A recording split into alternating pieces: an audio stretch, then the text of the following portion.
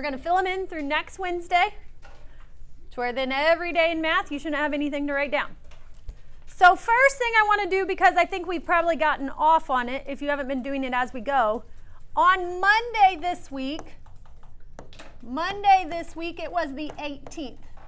Okay, so remember, if you don't have numbers at the top, go ahead and fill them in. So 18, 19, today's the 20th, 21st, it's tomorrow, 22nd is Friday, then next week. So Saturday's the 23rd, Sunday's the 24th, so Monday is the 25th, Tuesday 26th, 27, 28, 29. Let's go through the month of November.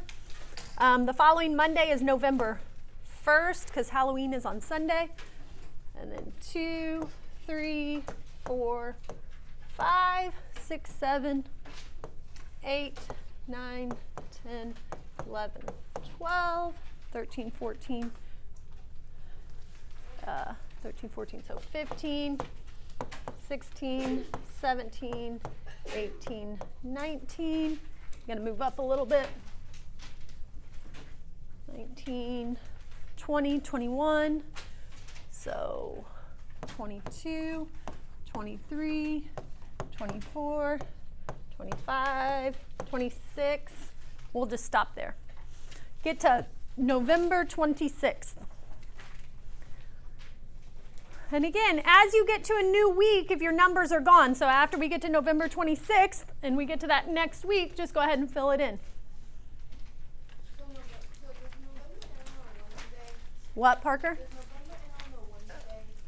December 1st is on a Wednesday, and I only know that because that's Kinley's birthday, and she just told me yesterday that it's on a Wednesday because she likes Wednesdays. I don't know why. Okay, then flip back to today.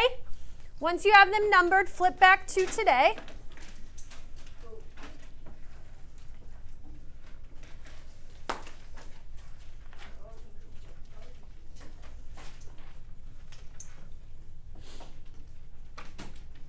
Today's assignment's going to be kind of weird, okay? You will have one, but each problem will be from a different page in your book.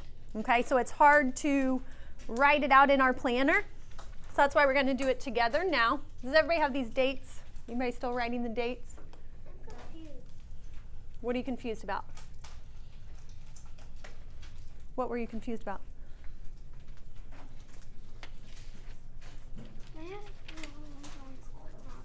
What'd you say? Did you skip Saturday, Sunday? Like if the 5th is on Friday, the 6th isn't on Monday. Is that what you did? Okay, we can maybe fix it later. I'll look at it later. Okay, so for today in your planner,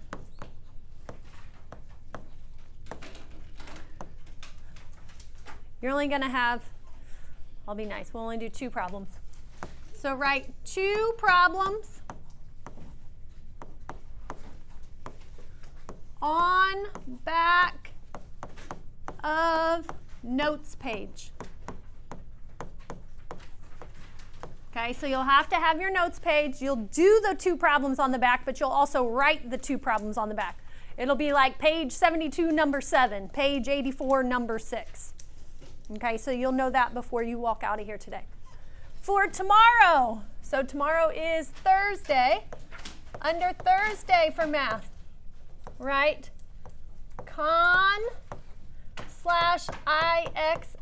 assignment. And again, that'll make more sense to you tomorrow. Most of you will probably get that done during math class tomorrow. So the only thing you have to do is put a check mark next to it when you finish it.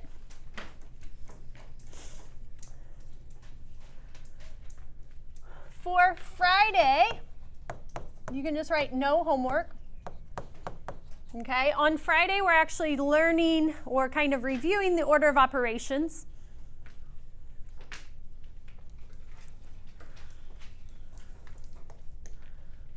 And then flip to the following Monday. Right, chapter 2 review. You will have a Chapter 2 review worksheet. So if you want to put worksheet behind it, you can.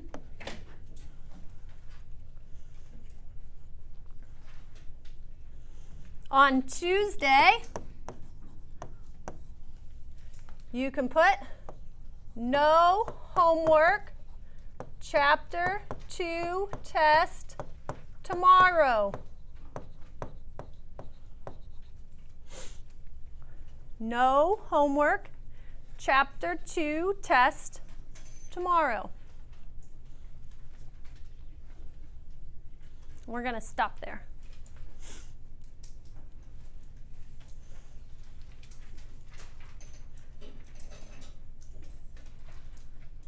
Okay, once you have that filled out, you can put your planner away.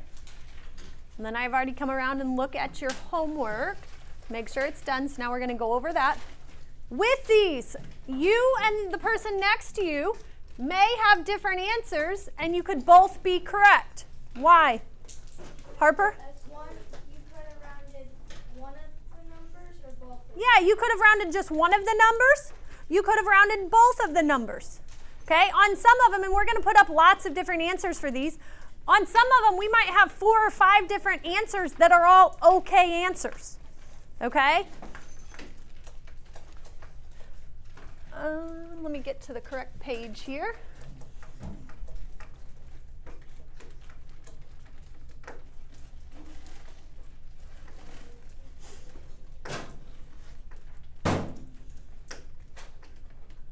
And since I'm thinking about it, extra math. I think I have it figured out to where you can log in with Google. We will practice it tomorrow in class. But when we get to the sign-in screen where we see sign in with Google, now that we have signed in once as me, like you've signed in and wrote my name as your teacher's email, when you click sign in with Google, we can click through a few clicks and you'll have to enter my information one more time. And I believe after that you will always be able to sign in with Google. So we'll try that tomorrow. I'm trying to make that process easier. Okay, so we are on page 129. Number 1 said 4 times 24. Who can tell me one way that they rounded this problem? Let me enlarge it a little bit. Let me make myself some room. Okay, who can tell me one way that they rounded? Dane? 20 times 4. 20 times 4. What is 20 times 4, Dane? 80. 80. That one works. Who has another one? Maya? Okay, now, this is one where there's a mental math problem that's closer, but when we look at it, we don't think mental math, okay? Why should this problem be mental math? Brady? Because we think of money. What do you think of when you see 25? Quarters. So if you have 4 quarters, how much do you have, Brady? $1 or 100 cents. Okay? Numbers that are close to the center, like between 2 tens, so like the 4s, the 5s, the 6s, when we round them down or round them up, we're taking off usually 3 or 4 ones or tens or thousands, depending on what place it's in. So if you can ever round something to 25 and think about quarters, again, if it's 100 quarters, why should we be able to do that one? 100 quarters. Lori? Because it has a 1 in the Yeah, 25 times 1 and add our zeros, okay? So a lot of us don't think as 25 as a mental math problem that we're capable of doing, but most of us can because we like money, right? Raise your hand if you don't like money. Okay, so we all agree we like money. And most of us are pretty good at counting quarters, okay? Because we have to do that to buy things at the concession stand, which is another thing kids like is food, okay? Food and money. If I can relate it to food and money, usually you guys can comprehend what I'm talking about. Okay, number 2. Bryce, how did you round number 2? Oh wait, what is the actual for number 1? Who gave me the actual? Finley? 96. 96. So your estimate probably should have been one of these. The actual was 96. Okay, Bryce, now you're on. What did you round 76 and 78 to? Rounded 76 to 70. Okay, why did you round it to 70? Because 6 can go lower. Does it?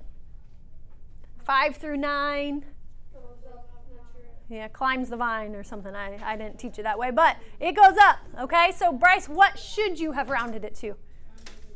Rounded it to 80, so 80 times what, Bryce? 78. Can you do 78 times 8 in your head? So what should you have rounded it to?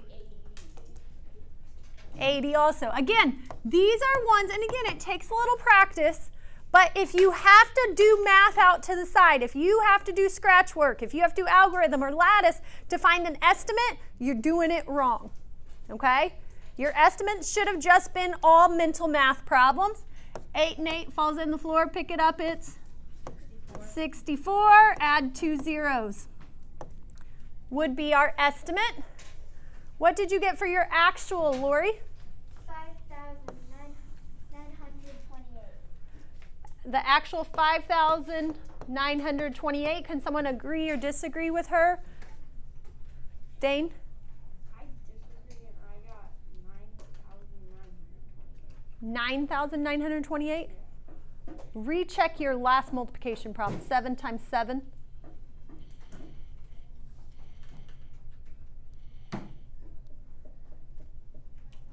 Did you see where you messed up? Yeah. Okay, you find your mistake? Okay. Parker? I disagree because when I multiplied 78 times 76, I got 628.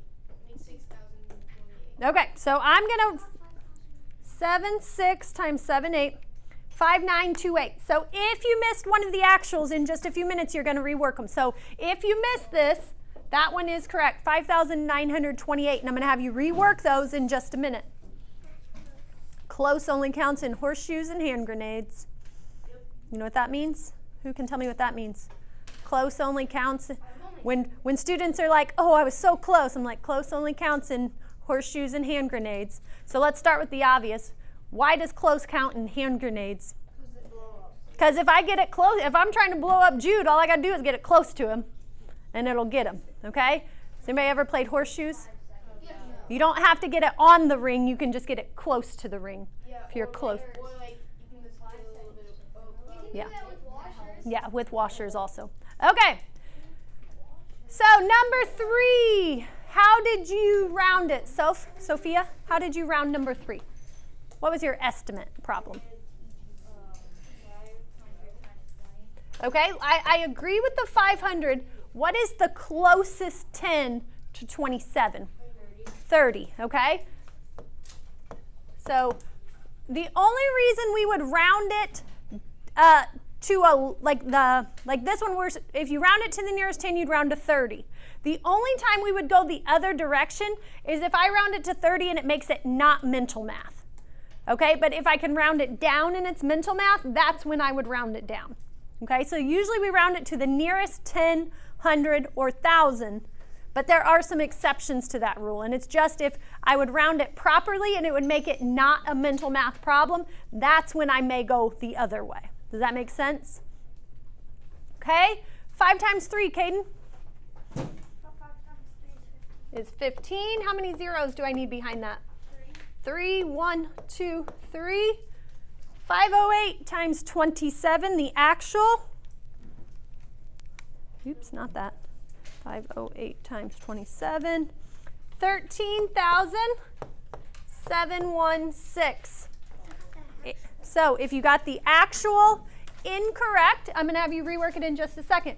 Did anybody round 3 differently? The estimate? Brady? Okay, but why is 20 probably not the best estimate? Because it's not, so if you like found it, it wouldn't be. Yeah. Here's where 20 would be probably acceptable. I would accept this one. If we change that to 20, that means we need to not round this one so much. if I round that to 5/10, can we do 51 times 2 in our head? What's 51 times 2? Parker? 120. Nope. Wait. Bryce? 102. Nope. Yeah, sorry. So 102, and then how many zeros? Yeah. How many zeros? 2. 2. Okay, so that one would be about, but again, it looks like our actual's kind of right in the middle of those ones, but this one's kind of ahead of our thinking right now. But if you rounded it to 20, you need to try and keep that other one closer. Maya? I did 510 times 3. Okay, could you do 51 times 3 in your head? Okay, then that works. Questions on those 3? Okay, again, if you missed one of the actuals, write in the correct answer because I'm going to have you rework it in just a minute.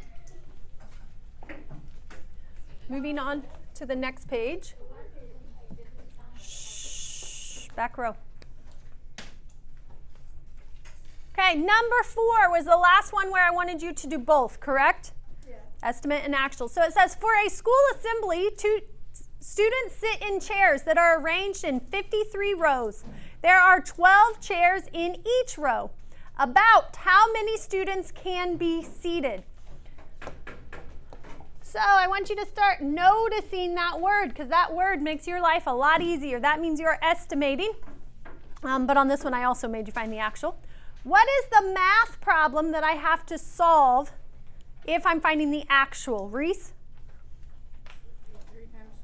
53 times 12, because it tells me how many chairs are in one row and then asks me for 53 of those rows. So I agreed the original problem should be 53 times 12. For our rounded, our estimate, Max, what did you round those to? 50 times 10. Okay, 50 times 10. I'm going to write that over here. 50 times 10 is 500. Which is a fine estimate, but what is a max? What's 5 times 12? 60. So could you have left that 12 a 12? Yeah. So a better estimate is leave one of them alone, and we would get 600. Okay, but both of those are okay. Did anybody have something else that they think is correct? Bryce? I changed the 12 to a 10 and multiplied 53 times 10. Okay, so he kept the 53 the same and changed the 12 to a 10. 530. His way is perfectly okay. Parker? I did 50 times 12. We already have that one up there, 50 times 12. Any others? Okay, the actual. Your actual should have been 636. 636. If you missed it, write it in. For the rest of them, you just had to do an estimate. Kara bought a dozen bags of bird food for $27. Use compatible numbers to find appropriate cost of 6 dozen bags of bird food. Show how you estimated. So today we are focusing on word problems and picking out key words, but who can tell me what's the original math problem in this one before I estimate? Sophie? 26 times 6. Okay, 27 times 6. Now, raise your hand if you tried to multiply by 12 and do all kinds of crazy stuff. Why would some people try and multiply something by 12 here, Finley? Because a dozen is 12. Because you know a dozen is 12, okay? But this is saying a dozen bags of bird food. So it's telling me 1 dozen bags is $27. Okay, so if it asked me about individual bags, then I would have to do something with that 12. Okay, but since it says 6 dozen and the label's the same, you're buying 6 sets of that 27. So 27 times 6, we need to change. Maya? 30 times 6, which would be 180. This is another one where we could drop it to 25. If you have 6 quarters, Dominic, how much do you have? How many cents do you have if you have 6 quarters? So how many cents is that?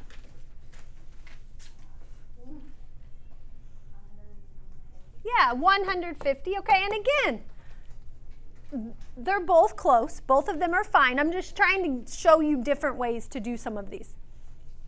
Anybody have something else that they think works? Nate? 24 divided by 12. I saw that one a different way. Okay, so you should get, okay, then you did it incorrectly. Because you were giving me the price of one bag. And it didn't ask if you took 27 divided by 12. Is that what you said? No, I did 24 divided by 12. That got me 2. Then I did 12 times 6, and that's 72. Then 72 times 2. Okay, so you got there. You got there. You just went the long way. Does it make sense why we don't have to include the 12s here? Yeah, because since it was dozen and dozen, you don't have to like divide by 12, multiply by 12. Dane? I did 27 times 10. Okay, why should we leave the 6 a 6? What was our general rule yesterday? If it's a single digit number, see if you can leave it alone, okay? 27 times 10 just gets kind of high because that would give us 270. Okay, let's go on. What did Rico do wrong in his estimate? Who can tell me what did Rico do wrong? Brant?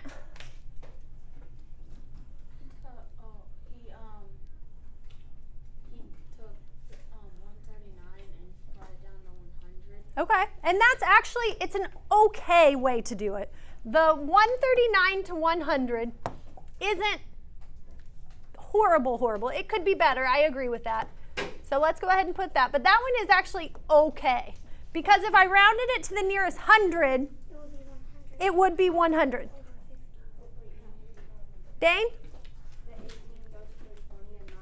Yeah, this 18, we would not round down to a 10. We would round it down to a 20, or sorry, up to a 20, because it's closer to 20.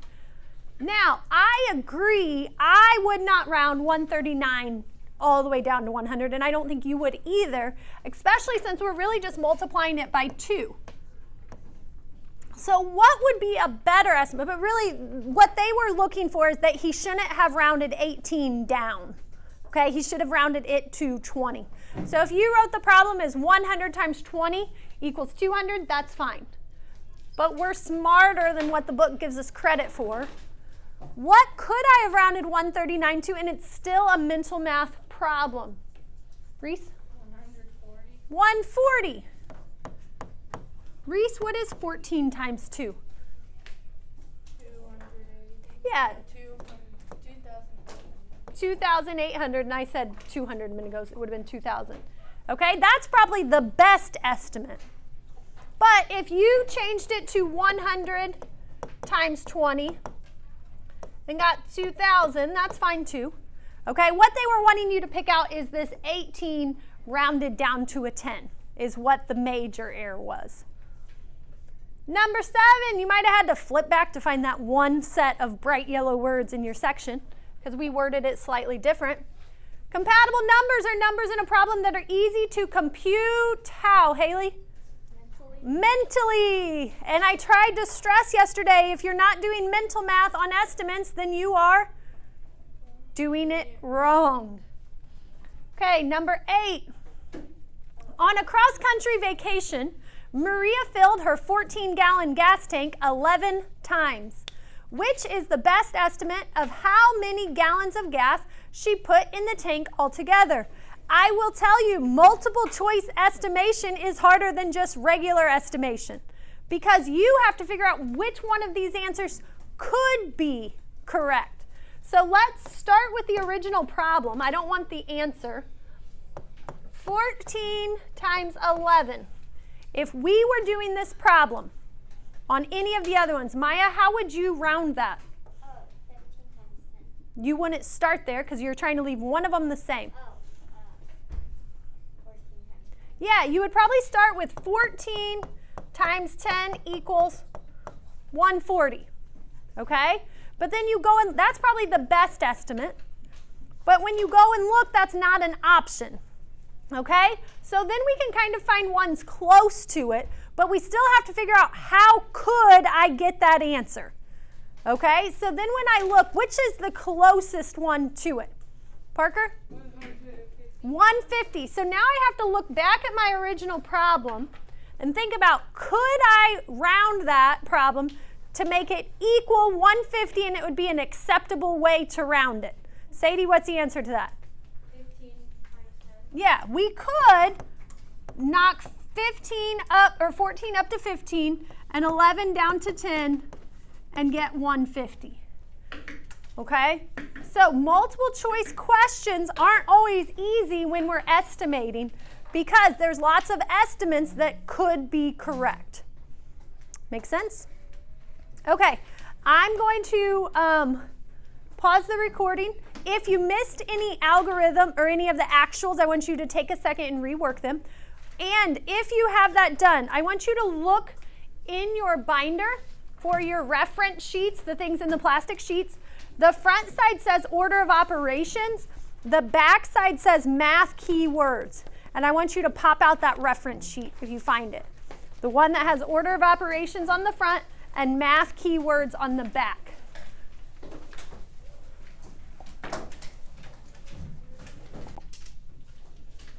Okay, so I passed out this piece of paper, multiplication word problems work page. As we're working, we've been focusing on how to do the math, and we haven't focused a whole lot on word problems. So that's all we're doing today is all word problems. You have a reference sheet that has math keywords. Okay, let's look at the multiplication box. Let's look at the multiplication box. We're actually going to add one to it. So go ahead and slide it out of the plastic sleeve. Haley? Oh, did I skip you? Caden, did you get a work page? Yeah. Okay, so the list that it gives us has a lot of good keywords. Okay, it says times, in all, product, area, multiple, multiplied by, each, twice, and factor. Okay, and those are all keywords, but I don't like some of them because times has to be in a certain context. If it says what is 6 times 8, then yes, it means multiplication. But if it says how many times as much, that's actually division. Okay, if it says how many times as many people does China have than the United States, okay, that's actually a division problem. So some of these, instead of keywords, I focus more on situations, like what is given and what is it asking for. So we're going to add one thing to the bottom of that multiplication box. So under multiplied by, and I'm just going to write it on this piece of paper, but you're writing it on your math keywords. Under multiplied by, under multiplication, I want you to put it gives blank for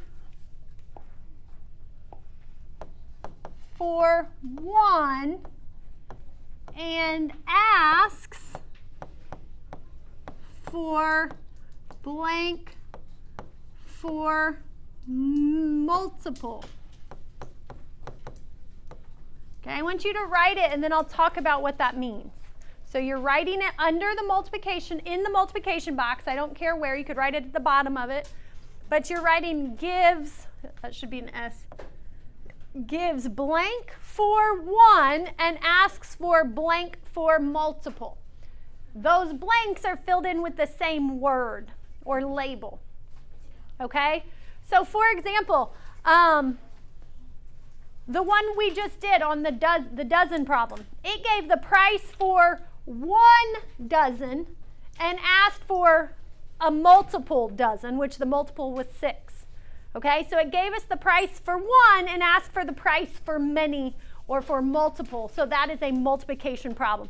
That's one of the most common ones in 5th grade, is where it gives us 1 something, the price for 1, the weight for 1, the length of one, and then asks us for that same label of multiple of the same item. Okay, it's more of a situation. Because the word each, okay, and we could kind of throw that word into that situation. If it says it's $6 for each dozen, and then it asks for 12 dozen. But sometimes the word each could be in a division problem, but it would be in the question. How much does each one cost? Would be a division problem typically, okay? So the keywords, I focus more on situations, on what is given, what does it ask for, rather than specific keywords, because some of these keywords can be used in different operations, okay? Does everybody have that written down? Okay, open your book to page 134. 134. Hello. He's next door. 50-50, and I Yep. So out next to this, I want you to write page 134. On page 134, you should see some word problems.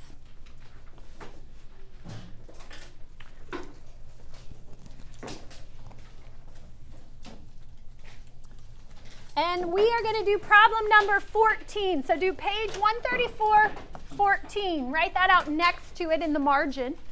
So you know, or you could write it above. You guys have a little bit of room right here. You could write it right here. Page 134, number 14. Just so you know where these words in this problem is coming from.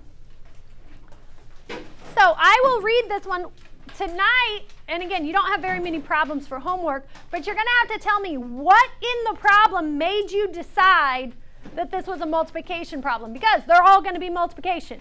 You just have to tell me how you know it's multiplication. We have to do the problem? Yes, Parker. Okay, so number 14 says, one 747 airplane can carry 420 passengers. How many total passengers can 3 planes carry? First, what is my multiplication problem? What is my multiplication problem? Lori?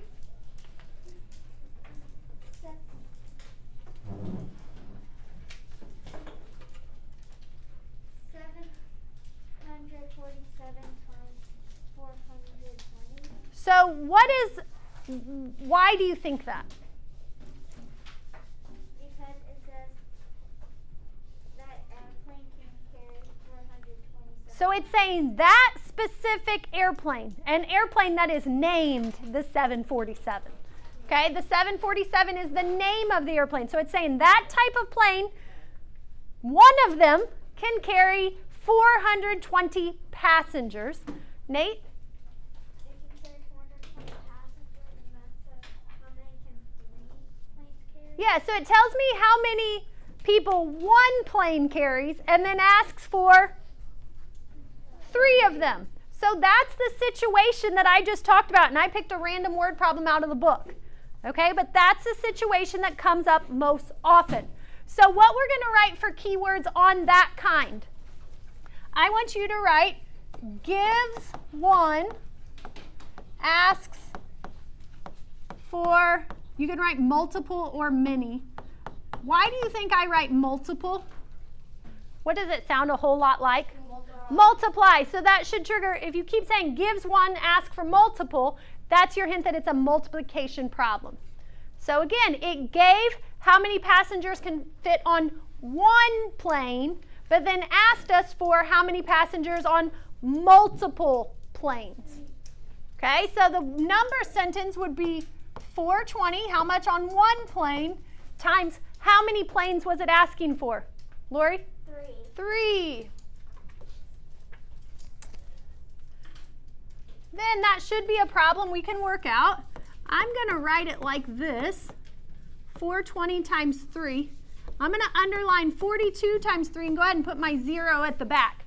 Why do you think I'm doing that? Why do you think I'm doing that? Sadie? Because you know you need a 0. Because I know I'm going to need a 0, and that shortens my math. So then my math that I need to do is just 42 times 3. So 6 I get 126. I put it up here. Since these are word problems, let's go ahead and put some words with our answer. Do you have a pencil for your math? What is a good answer sentence, Max? For page 134, number 14. I know my answer is 1,260. What's a good answer sentence for it? 420 times 3 equals. So that's a number sentence. So our number sentence would be 420 times 3 equals 1,260. But I want an answer sentence. What do you think that means?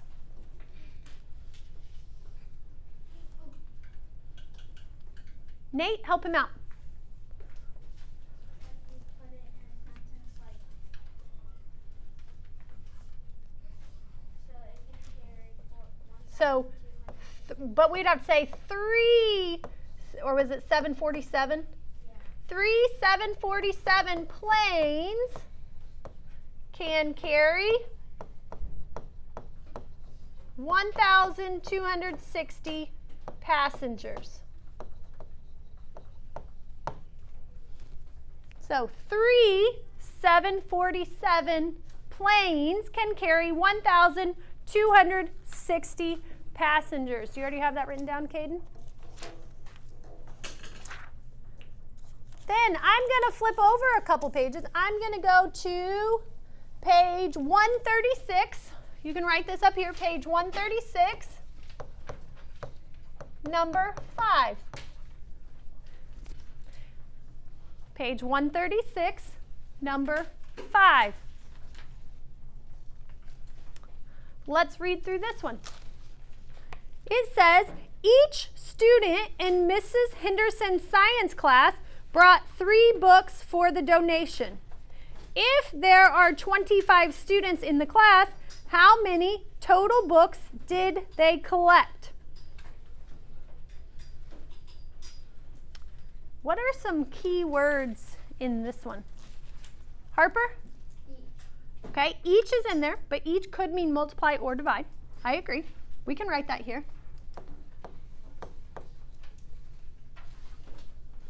Someone tell me why this is also a gives one, asks for multiple. Someone tell me why this fits under that situation also, Nate. It says they brought in 3 books and then there's 25 students. Yeah, so it tells me each student. If I'm saying each student, how many students am I referring to? No, if it says each student in Mrs. Henderson's class brought in 3 books, that's one student. Each one brought in 3 books. So they gave me how many for one? They said 3 books for one student, and then they asked me for multiple students, so we will multiply.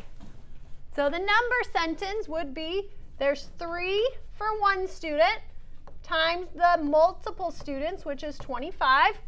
Now when we can do mental math, what's 3 times 25? 75. We can just write that here, but let's give a nice answer sentence.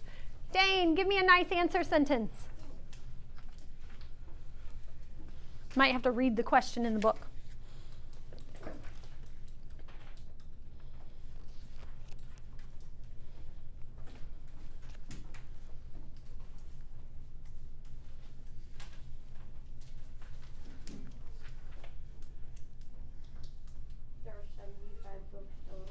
Okay, and let's put the class collected. The class collected 75 books total.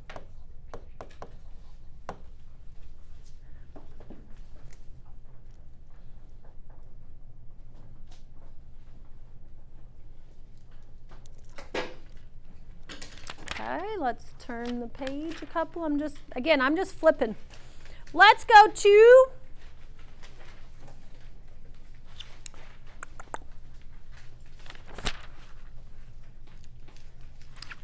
page 142, number 4. Page 142. Page 142, number 4. Number 4 says, Miss Jenkins was arranging chairs for a school awards assembly.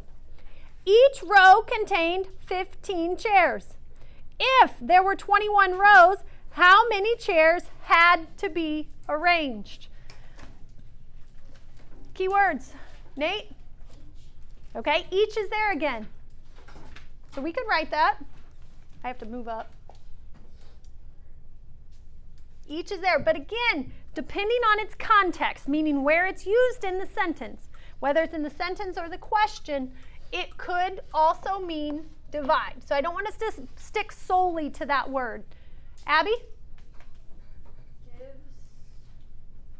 one and asks for multiple. Okay, this one fits that same situation. You're right. It gives one and it asks for multiple. What does it give one of? What does it give one of, Lori? One row. It gives me one row. How many are in one row, Lori? 15. 15. So that's our first number in our number sentence. And then it asks for multiple rows. Bryson, how many rows does it ask for? 21. 21. So 15 times 21, because it gave me how much in one row, and it asked for multiple rows, so I have to multiply by 21. So now I'm just going to do algorithm down here. What's 5 times 1, Finley? 5. Nothing to regroup. 2 times 5, Jude? 10. 10. So I put my 10. What do I do next? Reese? Okay, I'm going to do 10 times 21, which what does that tell me to do? Take 10, add your 0. Add my 0. So now I just have to do 1 times 1 is 1, 2 times 1 is 2, and then I add them together. Who can give me a good answer sentence? Lori.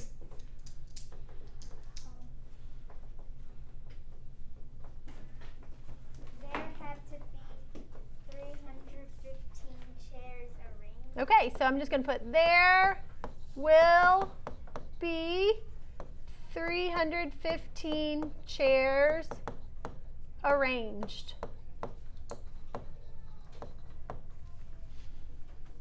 And again, a lot of our 5th grade math problems, word problems that are multiplication are I just picked 3 random ones out of the book and notice what they all were. Where it gave us how much for one something and then asked us for multiple of that same thing. Okay, the other one that's common in 5th grade is area, because you always multiply length times width if you're talking about area of a rectangle. Okay, for homework, you're actually going to just fill it in the 5 and 6 boxes. Okay, but out next to the side, I'm going to tell you what problems I want you to do. For number 5 out here, and you'll have to write this, I want you to do page 142, number 5, and your second and last homework problem. I'm going to keep flipping a little bit. I want you to do, oh, now I'm too far. I got to go backwards, sorry.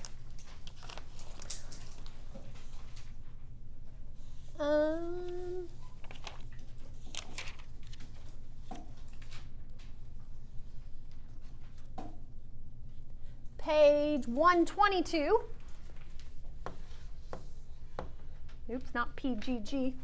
Page 122, number 12. Okay, on both of those, you're just coming up with your number sentence, keywords or situation, solve it, write an answer sentence. You only have 2 homework problems.